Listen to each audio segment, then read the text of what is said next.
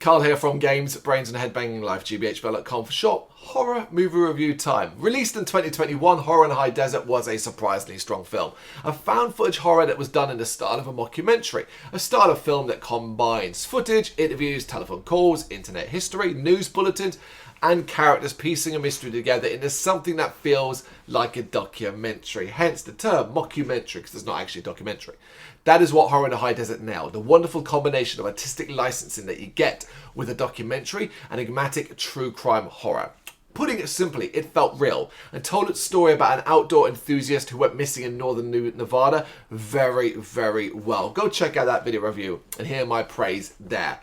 We're here to talk about the sequel. Something that seemed inevitable was certainly not guaranteed, especially when so much of the mystery remained unsolved.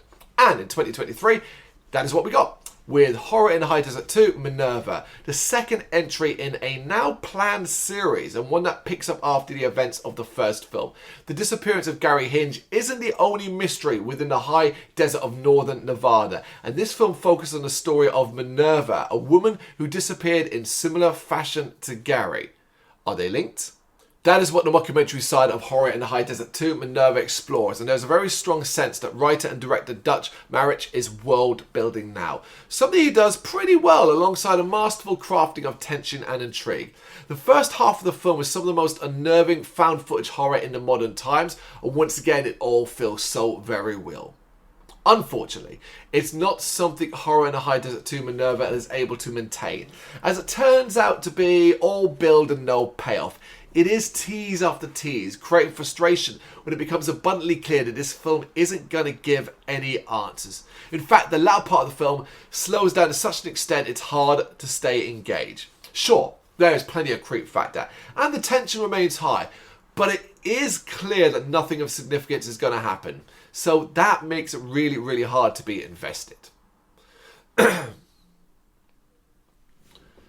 It's frustrating and ensures that Horror in the High Desert 2 Minerva can't be considered as strong as the first film, even if it is still a good film overall. It's well made, especially for a found footage horror, and it does leave an impression. It's just a shame that there wasn't more story commitment to this specific film, rather than the overall series and what will come afterwards. It's fine to be looking ahead, but you kind of have to give the viewers something to chew on if you expect them to come back next time.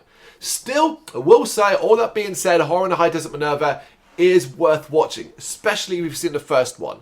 Because if you enjoyed that, you're likely to enjoy elements of this. I do think, like me, you'll come away a bit frustrated, and especially if you know that a third film already exists, which it does, and is expected to be more.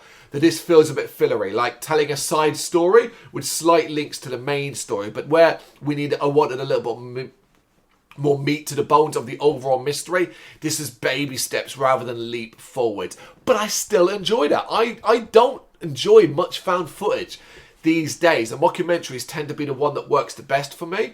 So to find two films in a series, Horror in the High Desert 1 and Horror in the High Desert 2, that I think are good films, enjoyable to watch, not like annoyingly bad found footage horror movies, then I'm going to crow about it. It's really, really cool and definitely better, makes both well worth watching. But this is Minerva, Horror in the High Desert 2.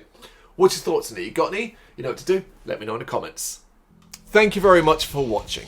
If you'd like to see more content like this, please consider hitting the subscribe button. It is gratefully appreciated.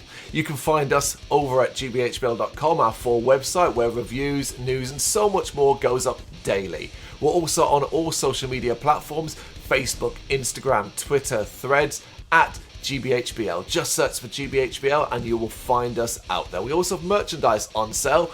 You can access the shop via the website.